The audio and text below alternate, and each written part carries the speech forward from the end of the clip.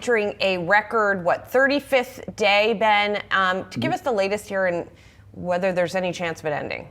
Yeah, so we are, as you mentioned, we are in day 35, which does tie us for the longest shutdown in U.S. history. It's actually since the last one, as you can see on your screen there, 35 days in December of 2018, 35 days now. But there are some signs of talks that are beginning to bear fruit here. Senate Majority Leader John Thune talked to reporters yesterday about a possible off-ramp here for talks, for the shutdown, focused on lower-level talks among senators that haven't reached the leader level yet, but appear to be bearing fruit. The outline of a deal here apparently is some combination of reopening the government, a vote for a date certain on Obamacare subsidies, which is the heart of the Democratic, the reason the Democrats are focused on this, and then also potentially some appropriations bills that would make at least a future shutdown, which still could be on the table as soon as next month, even if this deal goes through, a partial shutdown as opposed to full shutdown. So it would blunt some of those effects. This is all very tentative, of course. These are very complex issues and very tough politics, I'd add as well,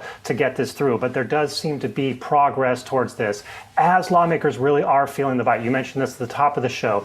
All these economic effects that really are starting to pile up. Last weekend was the worst one yet at airports in terms of flight delays caused by this shutdown. We've also seen food benefits, which 1 in 8 Americans rely on, partial payments at best for Americans if this shutdown continues.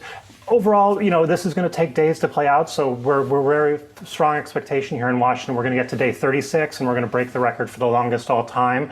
But the focus here is on the end of the week, when the Senate is scheduled to head out for a recess, so that tends to focus lawmakers' mind on whether they can at least do a stopgap to end this shutdown, even if it doesn't take it off the table for end of this year, early next year, depending on a lot of the details that are still to be worked out. Well, and in a coincidence, I guess, or, we've got this big week for politics because you have that happening. You have a Supreme Court case happening, which we'll get to in a second. And we have an election today also, Ben. Yeah. And what should we be watching in those, or I shouldn't say we have an election, we have elections because it's a number of state contests.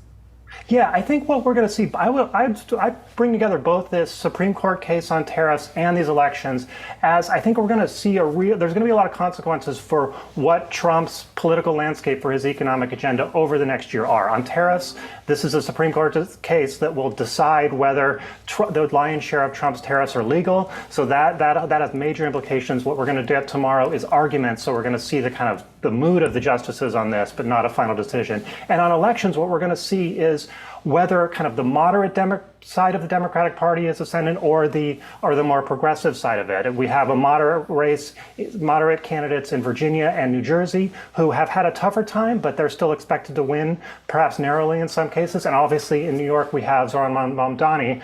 The margins there are going to matter. If the moderates overperform in Virginia and Mamdani underperforms, that's really telling about kind of what the shape of the Democrats are for the next